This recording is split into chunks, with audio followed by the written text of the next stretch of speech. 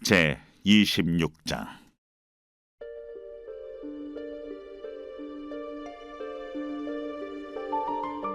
너희는 자기를 위하여 우상을 만들지 말지니 조각한 것이나 주상을 세우지 말며 너희 땅에 조각한 석상을 세우고 그에게 경배하지 말라.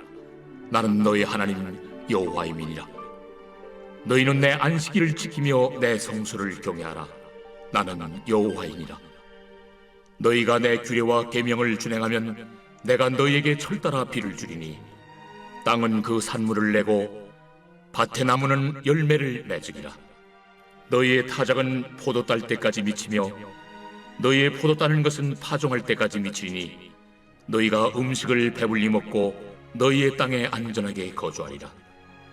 내가 그 땅에 평화를 줄 것인즉 너희가 누울 때 너희를 두렵게 할 자가 없을 것이며 내가 사나운 짐승을 그 땅에서 제할 것이요 칼이 너희의 땅에 두루 행하지 아니할 것이며 너희의 원수들을 쫓으리니 그들이 너희 앞에서 칼에 엎드러질 것이라.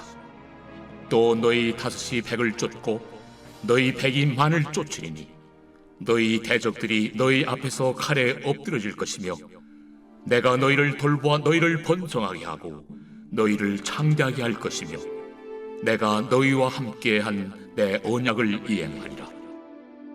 너희는 오래 두었던 묵은 곡식을 먹다가 새 곡식으로 말미암아 묵은 곡식을 치르게 될 것이며 내가 내 성막을 너희 중에 세우리니 내 마음이 너희를 싫어하지 아니할 것이며 나는 너희 중에 행하여 너희의 하나님이 되고 너희는 내 백성이 될 것이니라. 나는 너희를 애굽 땅에서 인도해내어 그들에게 종된 것을 면하게 한 너희의 하나님 여호와이니라. 내가 너희의 멍에의 빗장을 부수고 너희를 바로 서서 걷게 하였느니라. 그러나 너희가 내게 청종하지 아니하여 이 모든 명령을 준행하지 아니하며 내 규례를 멸시하며 마음에 내 법도를 싫어하여 내 모든 계명을 준행하지 아니하며 내 언약을 배반할진대 내가 이같이 너희에게 행하리니 곧 내가 너희에게 놀라운 재앙을 내려 핏병과 열병으로 눈이 어둡고 생명이 쇠약하게 할 것이요 너희가 파종한 것은 헛되리니 너희의 대적이 그것을 먹을 것이며 내가 너희를 치리니 너희가 너희의 대적에게 패할 것이요 너희를 미워하는 자가 너희를 다스릴 것이며 너희는 쫓는 자가 없어도 도망하리라. 또 만일 너희가 그렇게까지 되어도 내게 청종하지 아니하면 너희의 죄로 말미암아 내가 너희를 7배나 더 징벌하리라.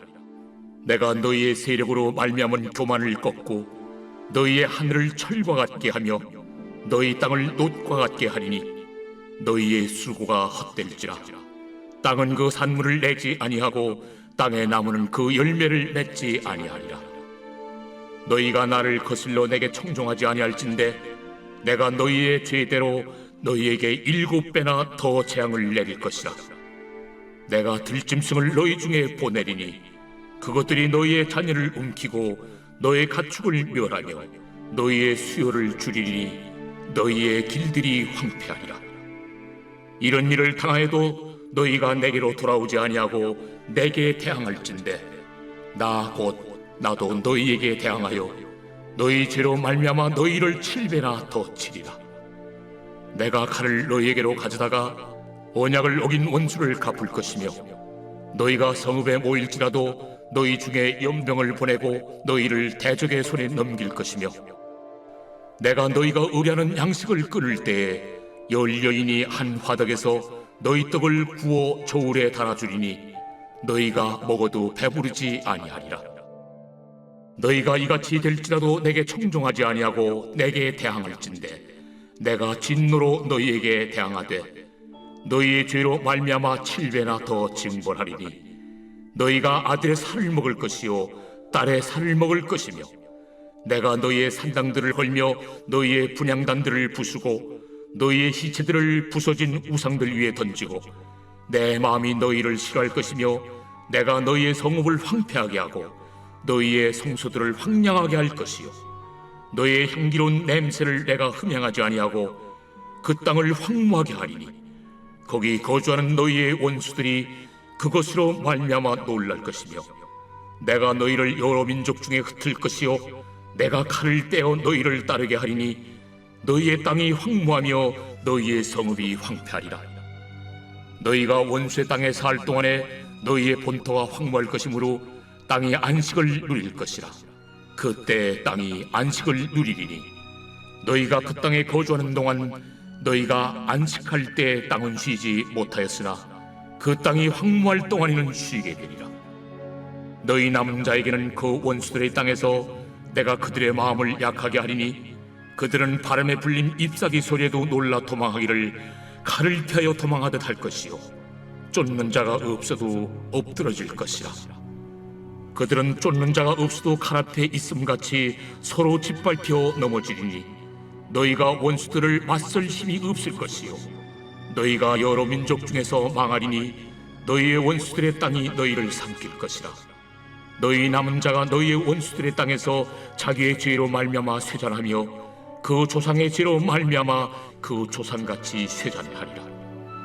그들이 나를 거스른 잘못으로 자기의 죄악과 그들의 조상의 죄악을 자복하고 또 그들이 내게 대항함으로 나도 그들에게 대항하여 내가 그들을 그들의 원수들의 땅으로 끌어갔음을 깨닫고 그 할례받지 아니한 그들의 마음이 낮아져서 그들의 죄악의 형벌을 기쁘게 받으면 내가 야곱과 맺은 내 언약과 이삭과 맺은 내 언약을 기억하며 아브람과 맺은 내 언약을 기억하고 그 땅을 기억하리라. 그들이 내 법도를 싫어하며 내 규례를 멸시하였으므로 그 땅을 떠나서 사람이 없을 때 그 땅은 황폐하여 안식을 누릴 것이요 그들은 자기 죄악의 형벌을 기쁘게 받으리라. 그런즉 그들이 그들의 원수들의 땅에 있을 때에 내가 그들을 내버리지 아니하며 미워하지 아니하며 아주 멸하지 아니하고 그들과 맺은 내 언약을 폐하지 아니하리니 나는 여호와 그들의 하나님이 되리니라. 내가 그들의 하나님이 되기 위하여 민족들이 보는 앞에서 애굽 땅으로부터 그들을 인도하여 낸 그들의 조상과의 언약을 그들을 위하여 기억하리라. 나는 여호와이니라. 이것은 여호와께서 시내산에서 자기와 이스라엘 자손 사이에 모세를 통하여 세우신 규례와 법도와 율법이니라.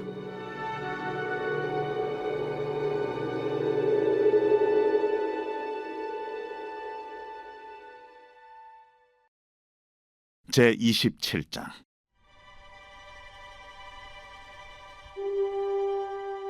여호와께서 모세에게 말씀하여 이르시되 이스라엘 자손에게 말하여 이르라. 만일 어떤 사람이 사람의 값을 여호와께 드리기로 분명히 서원하였으면 너는 그 값을 정할지니 내가 정한 값은 20살로부터 60살까지는 남자면 성소의 세겔로 은 50세겔로 하고 여자면 그 값을 30세겔로 하며 5살로부터 20살까지는 남자면 그 값을 20세겔로 하고 여자면 10세겔로 하며 1개월로부터 5살까지는 남자면 그 값을 은 5세겔로 하고 여자면 그 값을 은 3세겔로 하며 60살 이상은 남자면 그 값을 15세겔로 하고 여자는 10세겔로 하라. 그러나 서원자가 가난하여 내가 정한 값을 감당하지 못하겠으면 그를 제사장 앞으로 데리고 갈 것이요 제사장은 그 값을 정하되 그 서원자의 형편대로 값을 정할지니라. 사람이 서원하는 예물로 여호와께 드리는 것이 가축이면 여호와께 드릴 때는 다 거룩하니 그것을 변경하여 우열간 바꾸지 못할 것이요 혹 가축으로 가축을 바꾸면 둘 다 거룩할 것이며 부정하여 여호와께 예물로 드리지 못할 가축이면 그 가축을 제사장 앞으로 끌어갈 것이요 제사장은 우열간의 값을 정할지니 그 값이 제사장의 정한 대로 될 것이며 만일 그가 그것을 물으려면 내가 정한 값에 그 5분의 1을 더할지니라. 만일 어떤 사람이 자기 집을 성별하여 여호와께 드리려 하면 제사장이 그 우열간의 값을 정할지니 그 값은 제사장이 정한 대로 될 것이며 만일 그 사람이 자기 집을 물으려면 내가 값을 정한 돈에 그 5분의 1을 더할지니 그리하면 자기 소유가 되리라.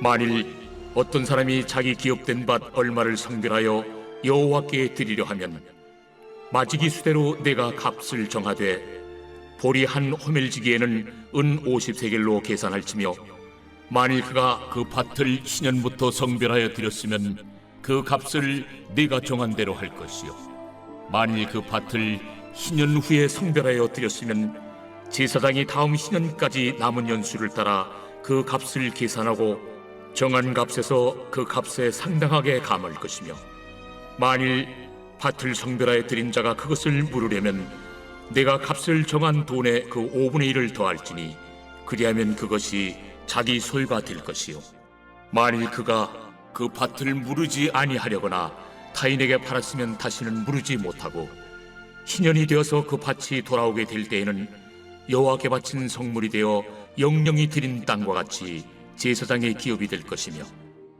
만일 사람에게 샀고 자기 기업이 아닌 밭을 여호와께 성별하여 드렸으면 너는 값을 정하고 제사장은 그를 위하여 신년까지 계산하고 그는 내가 값을 정한 돈을 그날에 여호와께 드려 성물로 삼을지며, 그가 판 밭은 신년에 그 판 사람 곧 그 땅의 원주인에게로 되돌아갈지니라.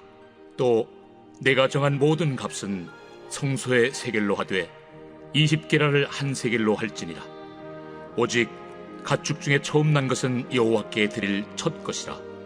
소나 양은 여호와의 것이니 누구든지 그것으로는 성별하여 드리지 못할 것이며, 만일 부정한 짐승이면 내가 정한 값에 그 5분의 1을 더하여 물을 것이요, 만일 무르지 아니하려면 내가 정한 값대로 팔지니라. 어떤 사람이 자기 소유 중에서 오직 여호와께 온전히 바친 모든 것은 사람이든지 가축이든지 기업에 바치든지 팔지도 못하고 무르지도 못하나니 바친 것은 다 여호와께 지극히 거룩함이며, 온전히 바쳐진 그 사람은 다시 무르지 못하나니 반드시 죽일지니라. 그리고 그 땅의 10분의 1 곧 그 땅의 곡식이나 나무의 열매는 그 10분의 1은 여호와의 것이니 여호와의 성물이라. 또 만일 어떤 사람이 그의 11조를 물으려면 그것에 5분의 1을 더할 것이요, 모든 소나 양의 11조는 목자의 지팡이 아래로 통과하는 것의 10번째의 것마다 여호와의 성물이 되리라. 그 우열을 가리거나 바꾸거나 하지 말라. 바꾸면 둘 다 거룩하리니 무르지 못하리라. 이것은 여호와께서 시내산에서 이스라엘 자손을 위하여 모세에게 명령하신 계명이니라.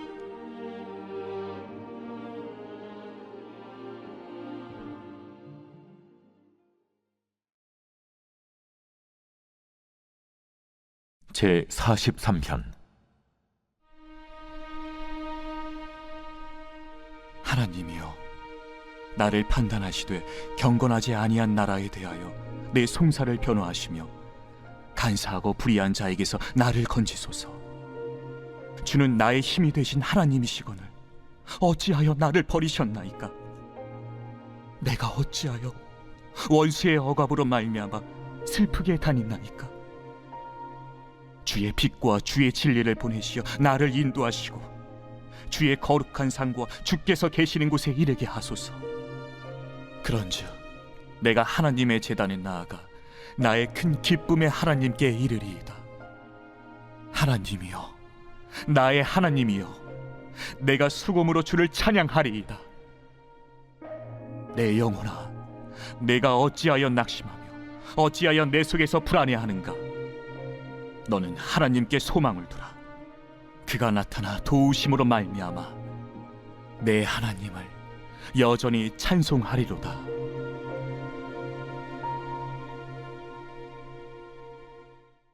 오늘 우리가 은혜 받을 하나님 말씀은 레위기 26장 1절로 5절까지 말씀입니다. 너희는 자기를 위하여 우상을 만들지 말지니 조각한 것이나 주상을 세우지 말며 너희 땅에 조각한 석상을 세우고 그에게 경배하지 말라. 나는 너희의 하나님 여호와임이라. 너희는 내 안식일을 지키며 내 성소를 경외하라. 나는 여호와이니라. 너희가 내 규례와 계명을 준행하면 내가 너희에게 철따라 비를 주리니 땅은 그 산물을 내고 밭의 나무는 열매를 맺으리라. 너희의 타작은 포도 딸 때까지 미치며 너희의 포도 따는 것은 파종할 때까지 미치리니 너희가 음식을 배불리 먹 너희의 땅에 안전하게 거주하리라. 아멘. 오늘은 이미 우리는 복을 넘치도록 받았다라는 제목으로 하나님 말씀 전하겠습니다. 과거 한국교회 안에 있는 기복주의를 은근히 비꼬며 풍자한 영화가 있었습니다. 바로 박중훈이 주연을 맡은 할렐루야라는 영화입니다. 이 영화가 97년도에 개봉한 영화라 줄거리를 다 잊어버렸는데 얼마 전 유튜브에 중요한 부분만 편집해서 올려놓은 영상이 있길래 봤더니 여전히 재미있더군요. 주인공 박중훈은 거기서 사이비 목사로 등장합니다. 그는 타고난 쇼맨십과 짜여진 각본대로 집회를 인도하여 성도들에게 능력 있는 목사로 인정받습니다. 또 멀쩡한 사람을 안진뱅이로 위장하여 사람들을 속이고 차에 치여 죽어가던 사람도 살리는 능력의 종으로 스스로를 위장합니다. 제가 가장 인상 깊게 본 장면은 주인공이 자신의 죄를 교회 앞에 솔직하게 고백하는 결말 부분이었습니다. 박중훈은 마지막에 이런 말을 합니다. 저는 원래 사기꾼입니다. 돈 많은 사람 돈을 빼앗고 갈취하면서도 한 번도 죄책감을 느껴본 적이 없는 사기꾼입니다. 그런데 교회에서 사기를 치니까 죄책감이 들었습니다. 저 같은 사람도 교회에 다니니 변화가 되었습니다. 교회 정말 좋은 곳입니다. 하나님 믿으세요. 저는 이 장면을 보면서 감독이 이 영화를 통해 두 가지 메시지를 전달하고 싶어 했다고 생각했습니다. 첫 번째는 세상 못된 사기꾼도 교회에서 사기를 치면 죄책감을 느끼는데 소위 목사라 불리는 사람이 사회적인 무리를 일으키고 성도들의 가슴에 대못을 박으면서도 양심의 가책을 느끼지 않는다면 그 사람을 과연 목사라 부를 수 있을까? 요즘 그런 사람들이 너무 많죠. 스스로를 목사라고 하면서 정직하고 강직한 목사들을 싸잡아서 욕먹이는 사람이 너무 많은데 저는 반드시 하나님께서 그런 사람들의 죄를 물으실 거라 믿습니다. 두 번째 메시지는 이것입니다. 과연 누가 진짜 복을 받은 사람인가? 교회에서나 세상에서 떵떵거리며 살지만 회개도 하지 않고 그저 관성적으로 신앙생활하는 사람인가? 아니면 평생을 죄와 짝하며 살았지만 결국 자신의 죄를 깊이 깨닫고 회개하는 사람인가? 세상적인 기준으로는 어떨지 모르겠지만 성경의 기준으로는 후자가 하나님의 복을 받은 사람입니다. 오늘 우리가 묵상한 본문은 어떻게 하면 하나님이 주시는 복을 받을 수 있는지에 대한 이야기입니다. 본문을 통해 나는 과연 그 복 안에 있는 사람인지 아닌지 살펴보는 시간을 가져보도록 하겠습니다. 본문 1절과 2절을 보면 매우 익숙한 계명들이 등장합니다. 우상 숭배하지 말라, 안식일을 지키라. 어디에 나오는 계명인가요? 바로 10계명에 나오는 계명들, 특히 1계명에서 4계명까지의 내용이 1절과 2절에 함축적으로 요약되어 있습니다. 이어서 이런 계명을 잘 지킨 사람에게 하나님은 이른 비와 늦은 비를 주실 것이고 결국 그 사람은 배부르고 등 따순 편안한 인생을 살게 될 것이라고 결론을 내립니다. 그럼 하나님은 10계명과 같은 계명을 잘 지키면, 요즘 말로 하면 신앙생활만 잘하면 만사 형통의 복을 주시는 분인가요? 교회 안 다니고 하나님 없이 사는 사람은 늘 척박하고 궁핍한 인생을 살게 되나요? 제 경험상 그런 것 같지는 않습니다. 오히려 교회를 안 다니는 사람, 하나님을 모르는 사람이 경제적인 여유를 누리는 경우가 더 많아 보입니다. 그럼 오늘 말씀은 우리에게 거짓말을 하고 있는 것인가? 아닙니다. 오늘 본문은 분명히 하나님을 믿는 사람, 그분의 백성들에게 주시는 복을 약속하고 있습니다. 그럼 그 복이란 무엇인가? 결론적으로 말씀드리면 그 복은 하나님의 말씀에 순종하는 복, 다른 말로는 하나님과 동행하는 복입니다. 한번 생각해 볼까요? 고대 시대에 율법과 같은 엄격한 법을 준수하는 것이 쉬운 일이었을까요? 음란한 문화가 지배하고 있던 가나안 땅에서 오로지 하나님을 바라보며 그분께 예배하며 이 세상 사람이라고는 믿을 수 없는 도덕적인 삶을 사는 일이 과연 가능한 일일까요? 문명이 발전한 오늘날에도 힘든 그 일이 그 시대에 어떻게 가능하겠습니까? 모두가 본능을 쫓는 그 시대에는 그야말로 불가능한 일이었습니다. 하지만 하나님은 그것을 명령하셨습니다. 그리고 누군가는 그 말씀을 듣고 그 말씀을 순종했습니다. 하나님께서 명령하심으로 인하여 누군가는 전혀 다른 삶을 살게 된 것입니다. 사랑하는 성도 여러분, 이것이 바로 성경이 약속하는 복입니다. 계명을 지킴으로 인하여 얻는 복도 복이지만 그 불가능한 계명을 지키는 순종이라는 능력을 하나님으로부터 얻은 것, 그래서 하나님과 동행하는 행복한 인생을 사는 것, 그 자체가 진정한 복입니다. 이 복은 장차 예수님을 통해서도 다시금 선포됩니다. 마태복음 5장을 보면 예수님은 산상수훈이라는 설교를 통해 다음과 같이 말씀하십니다. 마음이 청결한 자는 복이 있나니 그들이 하나님을 볼 것이며. 예수님은 마음이 청결한 사람은 이미 복을 받은 사람이라고 합니다. 왜냐하면 그는 다른 사람이 가지지 못한 청결한 마음을 하나님으로부터 받았고 그 자체로 하나님과 동행한다는 증거이기 때문입니다. 이 복을 사도 바울은 믿음이라고 이야기합니다. 로마서 1장 17절을 읽어드립니다. 복음에는 하나님의 의가 나타나서 믿음으로 믿음에 이르게 하나니 기록된 바 오직 의는 믿음으로 말미암아 살리라 함과 같으니라. 하나님은 사랑하는 백성들에게 믿음을 주십니다. 다른 모든 사람들이 하나님을 모르고 자기 자신을 신으로 섬길 때 하나님은 하나님을 아는 지식과 믿음을 주셔서 그 믿음대로 살게 하십니다. 그 믿음을 가진 사람은 예수님의 십자가 대속을 믿을 뿐 아니라 이 세상을 주관하시는 하나님의 영적 질서에 순종합니다. 그리고 그 순종은 삶의 열매로 맺혀지게 됩니다. 이것이 바로 우리 성도들이 누리는 참 복이자 생명의 원천입니다. 사랑하는 성도 여러분, 여러분에게는 하나님을 향한 믿음, 예수 그리스도를 믿는 믿음이 있습니까? 만약 여러분에게 그러한 믿음이 있다면 그 믿음은 여러분의 것이 아닌 하나님께서 주신 가장 큰 복입니다. 그러므로 우리는 이미 복을 받은 사람들입니다. 우리는 미처 깨닫지 못하고 있지만 하나님의 말씀에 순종하는 마음과 삶의 열매들이 있다면 이미 우리는 하나님이라는 우주 최강의 복을 누리고 살고 있음을 믿으십시오. 바라기는 하나님과 동행하는 그 복을 오늘 하루도 누리시기 바랍니다. 본문의 말씀과 같이 우리의 삶을 통해 열리는 수많은 열매들을 통하여 하나님을 기쁘시게 하고 또한 이웃을 행복하게 하는 저와 여러분이 되기를 간절히 소원합니다. 기도하겠습니다. 우리에게 다른 이들에게는 없는 믿음을 주시고 거룩한 삶의 열매를 주신 하나님, 주님의 은혜에 감사드립니다. 죄로 인하여 영죽었던 우리는 믿을 능력도 가능성도 없지만 하나님은 감히 헤아릴 수 없는 사랑으로 우리에게 하나님의 자녀라는 거룩한 이름을 주셨습니다. 하지만 우리는 때때로 내가 가지지 못한 것을 아쉬워하며 마치 교회를 잘 다니고 신앙생활 잘하면 그런 복까지도 따라오는 것처럼 생각할 때가 많았습니다. 여행과 같은 복을 바라는 우리를 주께서 불쌍히 여기시고 날마다 하나님의 은혜를 되새기고 묵상하는 인생으로 살게 하여 주옵소서.